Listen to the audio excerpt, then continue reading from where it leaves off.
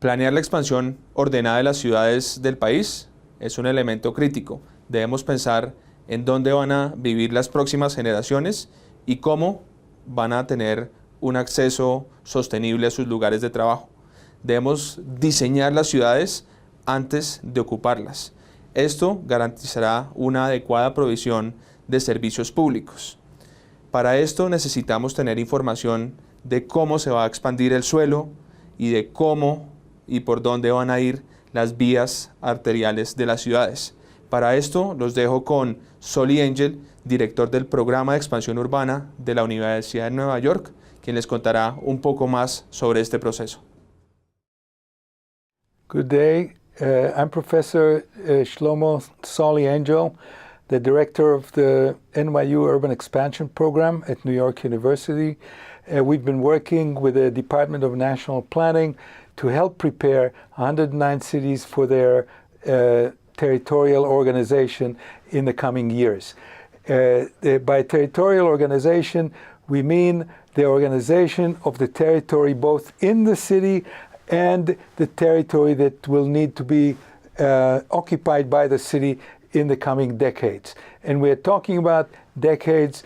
There is a new plan prepared every 12 years, but we want the plans to be 30-year plans revised every 12 years. The plans for territorial organization follow and should be based on what we know about these cities already. And what we know about these cities already has been encapsulated in our Atlas of Urban Expansion. The Atlas of Urban Expansion that we've prepared for Colombia details and provides evidence on the increased population and area of the cities in Colombia. There's an interesting question that has to do with how much of the population was accommodated in areas that were already built by 1990 and how much was accommodated in the expansion area. We do not know the answer to that question. In Cairo, where we know the answer, and we will know this for, let's say, Bogota in the future, we know that 85% of the population added after 1990 to Cairo was accommodated in expansion area, and only 15% was accommodated by the densification of areas developed before 1990.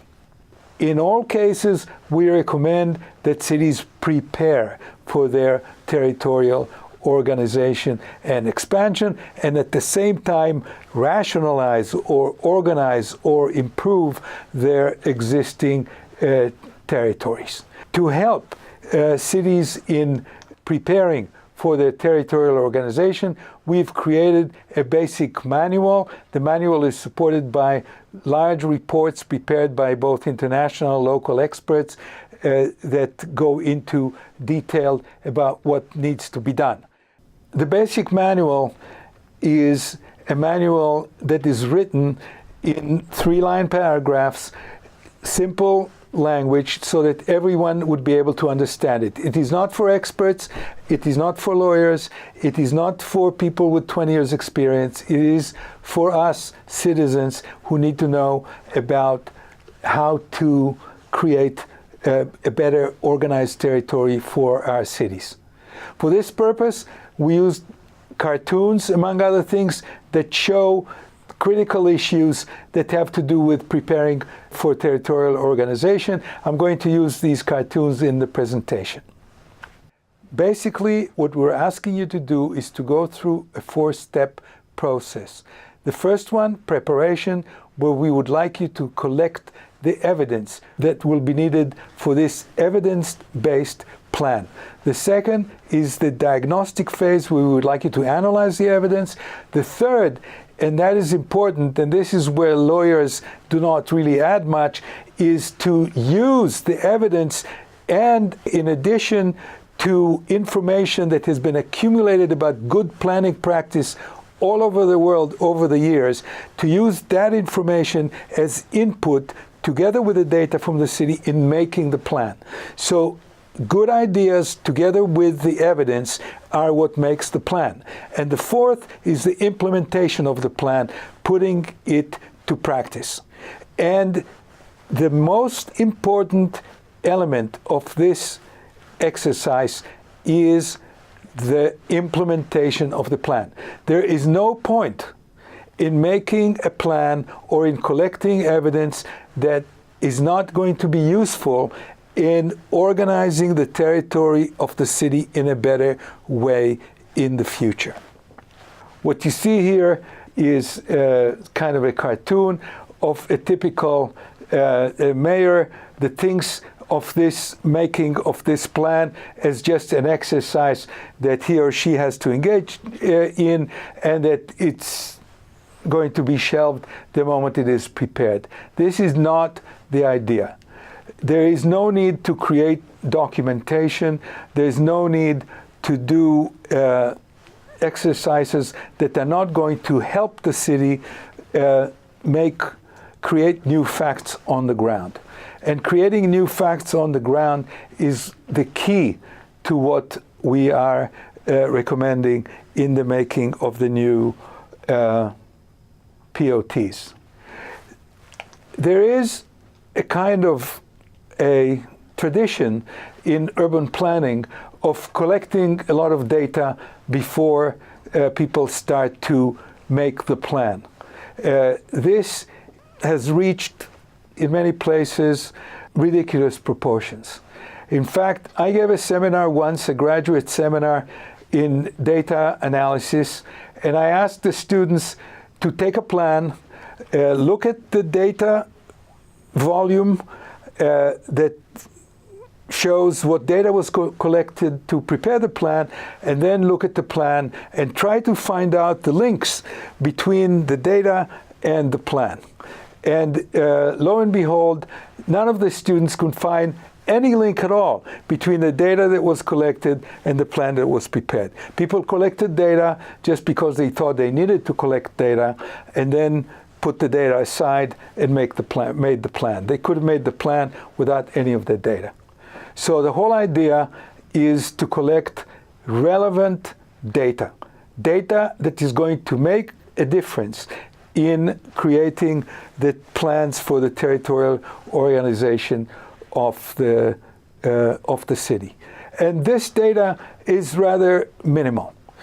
What we really need are good maps, maps showing the extent of the city today, topographic maps that will help us locate future land uses, and environmental maps that are going to make it possible for us to determine what areas should be protected from development and what areas are right for development. In addition, we need some maps of the transportation system, of the infrastructure networks. Maps are the most important data elements for the making of the plan. We also need to go hand in hand with that population data and population projections to get a feeling for how much the city is going to grow in the future. There's very little additional information that is needed to make the plans. We listed that in the manual. Do not collect any data that you are not sure you are going to need. That is important. The second thing is, there is no point having experts take over the preparation of the plan. The plan has to grow from below. If the mayor doesn't own the plan, if the mayor doesn't understand the plan, if the people in the city do not understand and own the plan is just going to be shelved. So you don't need a planning degree and 20 years of experience to prepare plans. These are very simple plans. What the plan needs to be is basically a plan showing the expansion area of the city, showing where the infrastructure grid is going to be needed, what areas is going to be protected, and there is no need to determine exactly each and every land use in the future. This will happen by itself. There are market forces that will determine where certain land uses are going to be. There's market forces that are going to determine densities. You don't need to decide that as part of the plan. Too much detail has gone into plans in the past to show detailed land uses and detailed building volumes. It's not necessary. These things are never going to happen according to the plan. An important note here is about the relationship between making environmental analyses and maps and plans and urban expansion. Right now, unfortunately, the relationships between city planners or city developers and environmentalists are not so good. One is pushing towards more development, the other one is pushing against less development. This is not a good setup for making realistic plans. We need to understand from the environmental analysts what are really key areas that should be protected from development, because there are assets for conservation, because there are assets that need to be protected, like wetlands to keep the fauna and the flora there, or the rivers and their edges, or lakes and their edges, or important forest assets. We need to know what needs to be kept and what can realistically be kept. The rest should be available for development. So what we don't want to hear is there should be no development unless we say so. We would like to hear the opposite message. You can develop in all the areas where we do not say this is not a good place to develop. So it's another kind of formula. Let's allow for as much area that is needed for urban expansion, avoiding places that need to be protected, rather than prohibit development anywhere unless we say that you can build there. We need to keep adequate land in development in order to maintain a healthy land supply, in order to maintain a healthy residential land market, in order to maintain affordability of living and working places. If we choke urban expansion, if we choke the land market, we have high land prices, people cannot afford housing, and when people cannot afford housing, poor people cannot afford housing either. The same goes for what we do with the informal settlements that are currently occupied by poor people. Generally, I have seen a number of cases in the world where these places are invisible. In the map, instead of identifying and mapping informal settlements, they are mapped as green areas. I'll give you an example. I visited Panama City once. I looked at Panama City. It's built on mesas with steep slopes. The poor people live on the steep slopes. There were at that time 150,000 families, maybe 1 million people living on the steep slopes. Every once in a while, when there was a hurricane in Panama, a few of these houses would tumble into the river. As a result, the government, the city planning department, determined that all of these areas were unsuitable for development, and all of these areas were essentially green, and people had to be relocated. Who's going to relocate 1 million people? Nobody. All you need to do is strengthen the drainage systems in these people, and there's a study that shows that with strengthening the drainage and creating canals and creating some retaining walls, 95% of the people there could be protected from landslides. So instead of ignoring these people or saying they have no room to be there, these people need to stay. They are building neighborhoods. They need to be provided with infrastructure. They cannot remain invisible. So making informal development visible.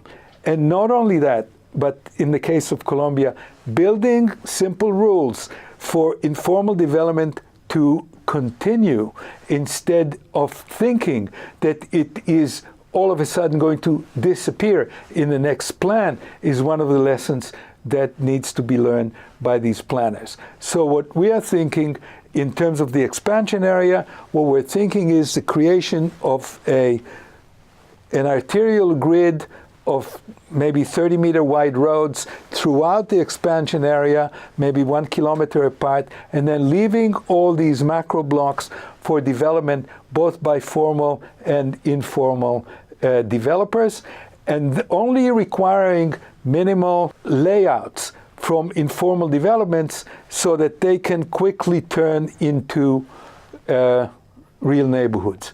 So leaving them or ignoring them or pretending that they don't exist, turning a blind eye to informal development is a mistake.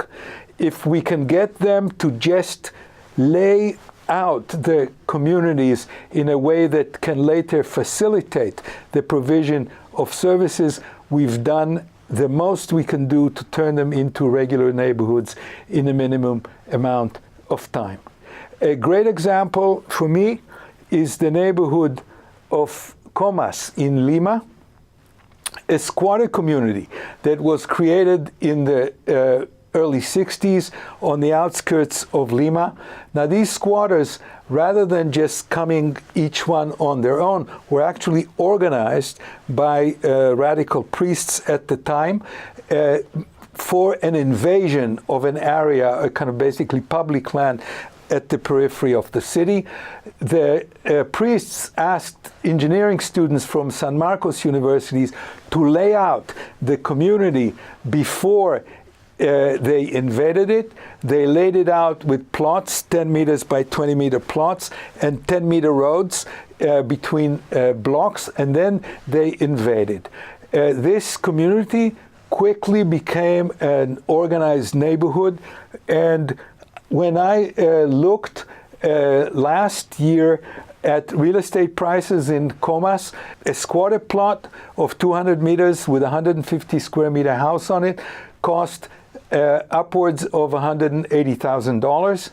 And this was a completely viable neighborhood with cafes, with doctors' offices, with basically a thriving middle-income community. And the whole difference is in the layouts.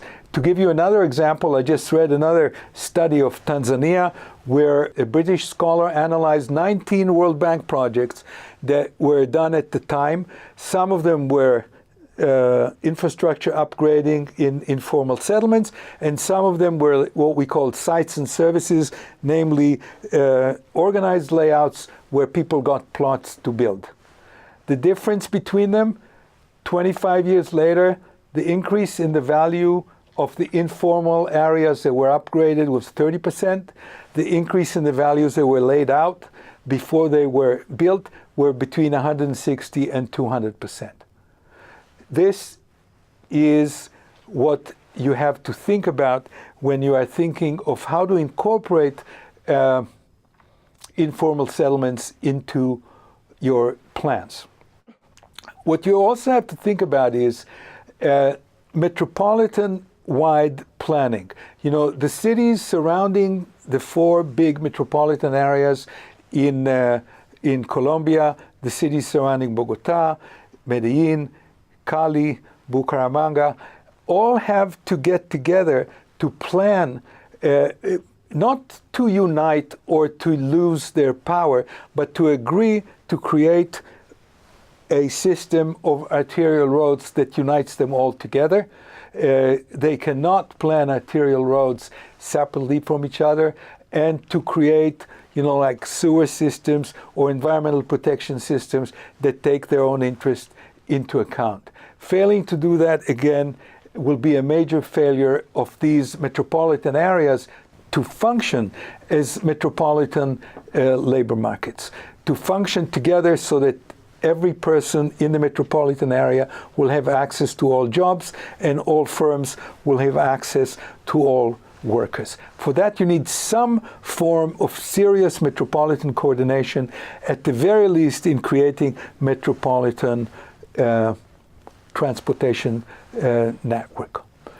In terms of land use, again, there's a tendency to make unrealistic assumptions about land use. Typically, people making plans dedicate too much area for industry. The Chinese are notorious for that. Some cities in China have 40% of their area planned for industry. That shrinks the area available for residential occupation, and again has an effect on the housing market and on affordability and on the poor.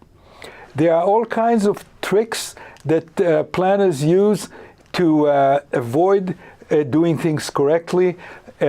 Among other things, what we need is a network or a hierarchy of public open spaces, large and small, that are accessible to all the people in the city. There's no point in taking some mountain and declaring it an open space to increase the amount of open space per person in the city.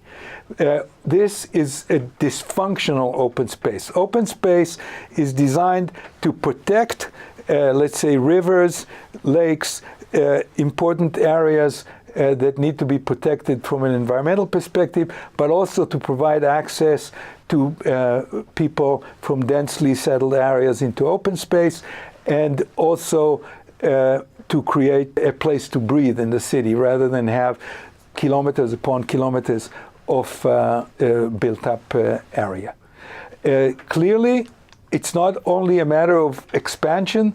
We also need the densification of existing neighborhoods. We need to build more. We need to maybe add a floor or two to existing buildings with the same style without disturbing the character of neighborhoods. There is a lot of resistance to densification.